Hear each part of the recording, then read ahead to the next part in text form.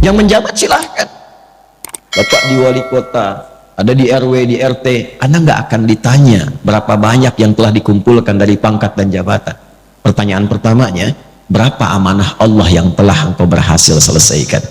Kenal Allah nggak? Harta juga begitu. Jadi ketika Allah titipkan, menatanya begini, menatanya. Bukan semuanya itu harus dibelanjakan. Nih, yang untuk ibadah akhiratnya. Untuk keluarga berapa? Setelah itu sebagian infak awal, 5 golongan, Al-Baqarah 215. Setelah itu lebihnya baru keluar.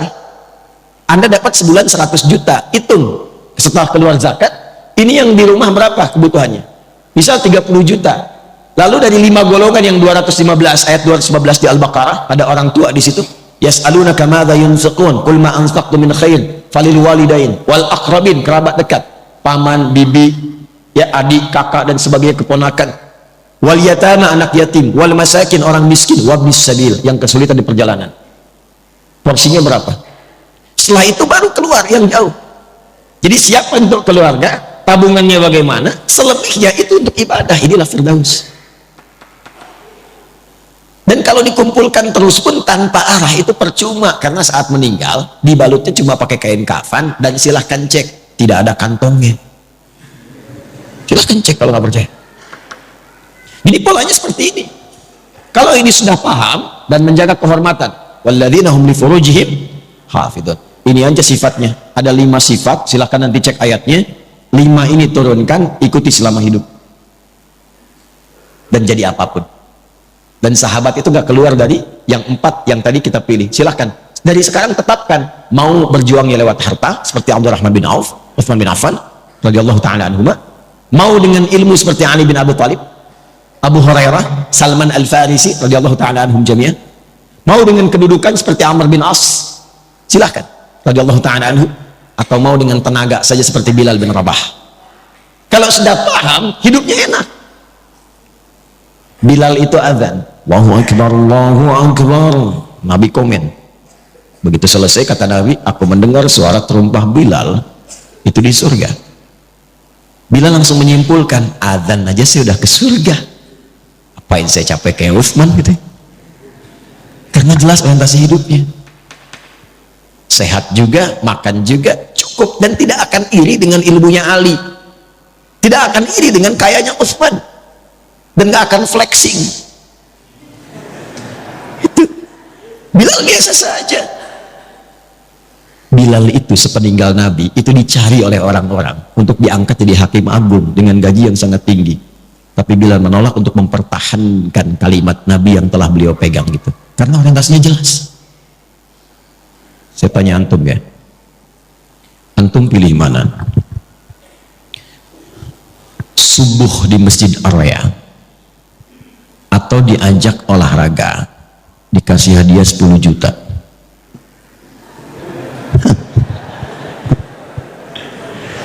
Subuh di Masjid Ar-Raya atau olahraga dikasih hadiah 10 juta? Maaf, pilihan cuma 2, nggak ada yang ketiga. Itu memang nggak mudah. Tapi kalau kita paham orientasi hidup, bukankah 2 rakaat sunnahnya saja sudah lebih daripada dunia dan seisinya? Itu kalau punya orientasi. Kalau nggak jelas, nggak punya pedoman, susah memilihnya. Itu yang menyebabkan ada orang cuman menjadi penjaga toko kok bisa meninggalkan Jumat, bisa nggak sholat, apa yang mau dicari, dan meninggal juga. Itu yang menyebabkan kita mesti jelas orientasi. Nah, oleh karena itu orang Islam itu kalau disebut muslim, dia dari bangun tidur, baru bangun tidur itu dia sudah punya rencana. Nih saya petakan dengan cepat ya. Kita bangun tidur baca doanya bagaimana? Alhamdulillahilladzi ahyana ba'dama amatana wa ilaihin. Baik, hadisnya riwayat Mu'adz bin Jabal dan Jundub bin Junadah di Al-Bukhari kita temukan. Fokus. Tapi tidak semua yang baca itu paham maksudnya. Alhamdulillahilladzi ahyana, ya Allah terima kasih, segenap ucapan syukur hamba ucapkan syukur kepadamu yang telah memberi kesempatan hidup sampai detik ini, dan diberikan kesempatan hidup ba'dama amatana, setelah tadi diwafatkan sementara. Tapi kalau bahasa bebasnya begini, kalau kita ngaji tahu isinya, Itu bahasanya begini, ya Allah, bila pun ajal hamba tiba saat tidur tadi, bisa engkau langsung wafatkan, tapi engkau memberikan kesempatan hamba hidup kembali sampai ajal tiba. Wa ilaihin nusyur, maka hamba berjanji tidak akan menyia-nyiakan kesempatan hidup sekarang. Hamba akan cari bekal untuk pulang menghadap kepadamu. Itu kalimatnya. Karena itulah ketika bangun dipanggillah oleh Allah. Dalam sholat pertama kita menghadap. Kenapa menghadap? Kita minta bimbingan taufik dari Allah supaya nggak salah langkah. Maka disebutlah kemudian sholatnya dengan subuh. Sifatnya disebut dengan fajar. Apa itu subuh? Dari kata asbah. Asbah itu sesuatu yang siap dengan rencana. Wasubhi idza tanaffas, Quran surah At-Takwir ayat ke-18. Wasubhi idza tanaffas, dan demi waktu subuh kalau sudah tiba, kita mesti punya rencana yang jelas berdasarkan nafas yang kita lalui. Makanya matahari pun mulai memancar, tumbuhan mengeluarkan oksigen, semua manfaat. Orang Arab kalau ditanya kaifa asbahtum, maksudnya apa kabar anda hari ini dan punya rencana apa.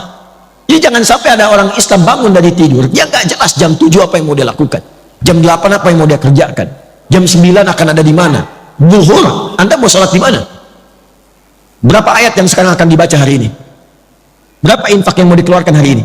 Katanya pengen firdaus, baca Quran aja nggak sempat. Apa yang mau disiapkan? Nah, itu yang mesti dilakukan. Sehingga sholat yang kedua disebut dengan zuhur. Zuhur itu idhar, terang, jelas.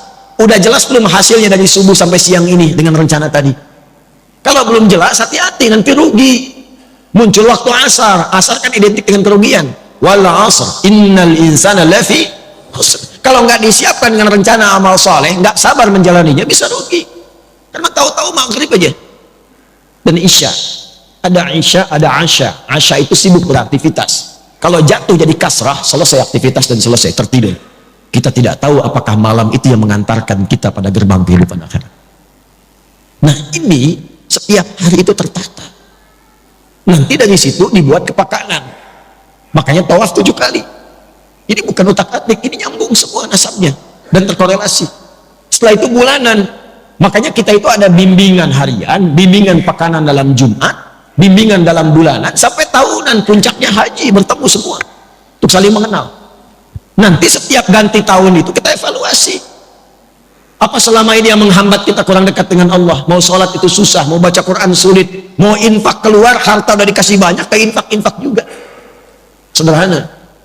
Mungkin ada yang haram yang masuk dalam tubuh kita, ada yang haram yang masuk dalam tubuh seseorang, ya, atau ada perilaku maksiat yang harus ditinggalkan. Itulah yang menjadikan seorang muslim mesti meninggalkan itu, meninggalkan sesuatu yang dilarang kepada yang baik, disebut dengan hijrah namanya. Jadi hijrah itu bukan masuk kelompok tertentu, ormas tertentu, keadaan tertentu, bukan. Meninggalkan segala yang dilarang menuju segala yang baik. Kalau anda ingin ikut, tambahkan ya, mengikuti sifatnya tambahkan tak, maka jadilah hijriyah. Hijriyah itu bukan sekedar nama untuk tahun, bukan. Maksudnya kita diingatkan setiap datang dan mengenal tahun hijriyah. Maksudnya sudahkah kita tinggalkan yang kurang baik menjadi lebih baik? Itu poinnya. Ishma syi'ta fa innaka mayyit. Kalau masih belum paham, itu langsung silahkan hidup, nikmati, bebas, terserah kamu, tapi ingat, kamu akan wafat. Hari pertama, bulan pertama di kalender hijriyah ini diberi nama apa namanya? Bulan apa? Bukan.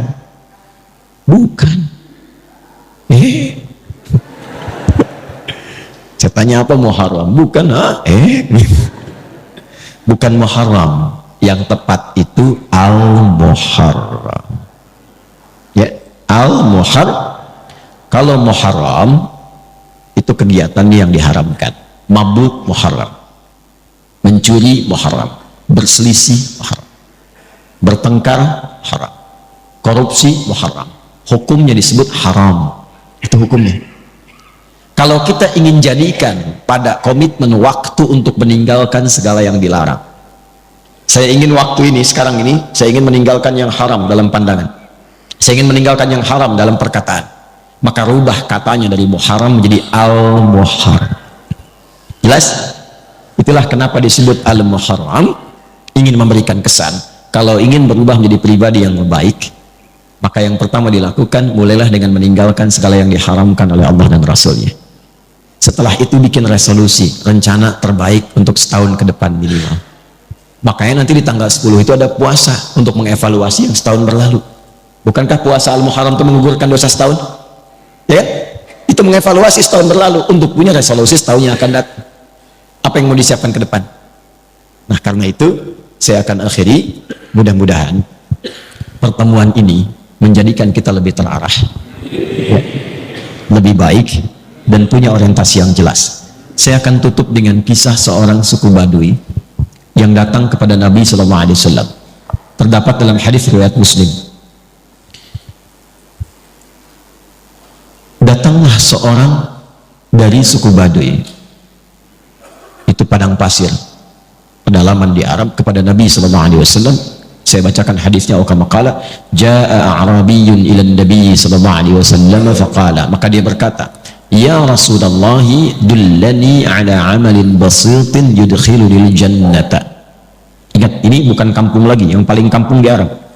Dia datang kepada Nabi, dia mengatakan, ya Rasulullah, tolong tunjukkan padaku satu amalan yang ringan aja, nggak usah berat-berat, yang penting hamba bisa ke surga. Pinter ya, pinter, secara ekonomi benar, modal sedikit keuntungan banyak kan. Ya. Kata Nabi, singkat, cukupkan yang fardu saja. Kalau engkau ingin sholat, cukup fardu, kecuali engkau ingin tambah dengan sunnah. Puasa yang fardu saja, Ramadan. Kalau engkau ingin tambah, sunnah. Harta kalau ada, yang fardu saja, zakat. Kalau mau pengen tambah, illa anta tawwa, sunnah. Yang mengagetkan begini, kata orang ini, ya Rasulullah, saya akan konsisten dengan yang fardu aja. Jadi selama hidup dia sholat fardu aja, nggak pernah sholat sunnah. Puasanya Ramadan saja, nggak ngerjakan puasa sunnah. Tapi juga saya akan konsisten meninggalkan maksiat, jaga diri. Lalu tiba-tiba dia pergi, thumman talaqa. Perhatikan komen Nabi di sini. Qad aflaha in sadaqa au dakhala al-jannata in sadaqa. Kalau dia komit, konsisten dengan apa yang dia katakan tadi, dia akan masuk surga. Tapi kalimatnya jannah, ya jannah, tidak menyebutkan firdaus, bukan aden, karena memang Nabi membalas keinginannya, yang penting ke surga. Jadi sebetulnya simpel, dia mengerjakan kegiatannya yang sederhana, yang biasa-biasa, tapi visinya tinggi. Nah, cuman dia mengetahui keadaannya, dia paham, dia itu nggak sanggup sholat sunat tahajud, karena tinggalnya nomaden, pindah-pindah, kadang-kadang malamnya ada badai, terganggu. Maka dia komit dengan yang fardu. Dia mungkin tidak kerjakan sunnah, tapi dia tinggalkan maksiat. Tapi antum tidak harus pilih seperti dia. Kenapa? Karena tantangan mereka dengan kita beda. Di padang pasir, maksiat apa yang mau dilakukan? Lihat onta nggak pakai baju, emang begitu. Pemandangannya ya meresang saja. Jadi potensi maksiatnya kecil, tinggal nata diri saja. Sekarang antum buka HP sudah maksiat. Sifat apapun bisa kita kerjakan, tapi pilihan bisa kita pilih untuk menentukan bagaimana akhir kehidupan kita. Jangan sampai satu Al-Muharram itu cuma jadi kumpul-kumpul, datang kembang api lebar, tertawa gembira, akhir tahun foto-foto, bikin konten, tapi tidak jelas kehidupan untuk kembali